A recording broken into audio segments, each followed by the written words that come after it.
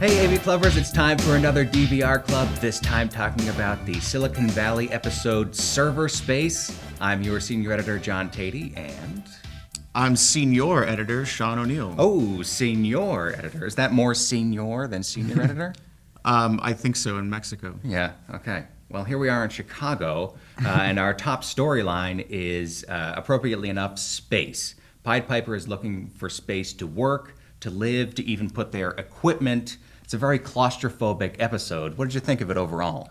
I like this episode. I generally like all episodes of Silicon Valley, but I just kind of felt this particular episode was sort of a mid-season filler, kind of like, let's create a small obstacle for them to overcome without advancing the story too much, you know.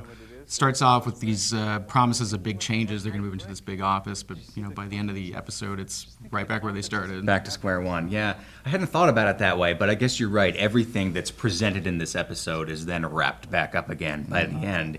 But I'll tell you, this was my favorite episode of the season so far, because I just like spending time in the house with these guys and seeing the tension that crops up when they're forced to be in this small space. That to me feels very authentic to the startup experience. Actually, this is kind of a return to just sort of that original season one ensemble where, I mean, you didn't even have Monica in this episode. You didn't have the Rick really interjecting. So it was all just sort of like reduced that original crew. Maybe that's why it appealed to me so much, is I'm not crazy about the addition of Rick this season. Oh, me either. Yeah. He's kind of, I feel like he's kind of this Mark Cuban stand-in because he made his money selling this stupid like broadcast. Mark Cuban sold broadcast.com to make his billions, right?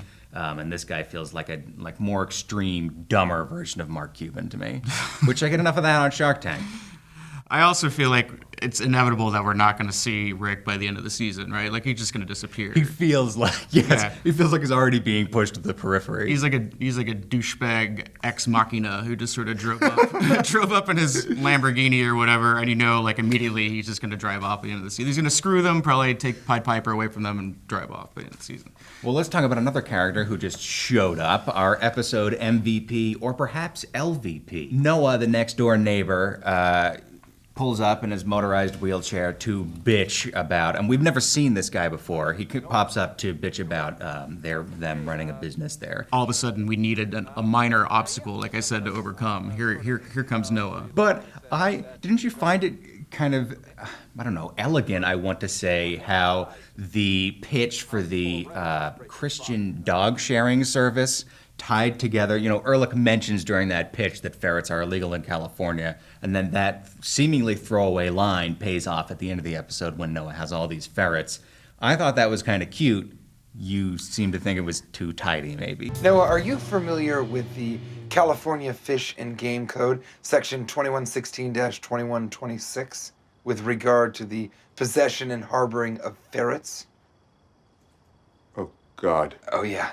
Those little shits are illegal. It just reminds me of like backwards writing. Like we need a reason for Noah to be easily overcome by the end of the episode. So I really think that Christian dog share thing was sort of thrown in after they decided that this is how Noah's going to. It's like the old Ellery Queen, like you write backwards from the from the solutions. I guess my thing is that I would be perfectly happy if every episode of Silicon Valley were like this, or almost every episode, if it's just like sort of like a procedural has a case of the week, if it's a startup problem of the week that pops up and is resolved. I realize that's kind of a more old-fashioned sitcom thing, but I honestly think it works for this show. It does. I just kind of maybe wish that it had been drawn out actually a little longer. I wish that the friction between the startups moving into that neighborhood and the regular residents of Silicon Valley was like a more of an overarching plot line. I think that's actually an interesting area to explore.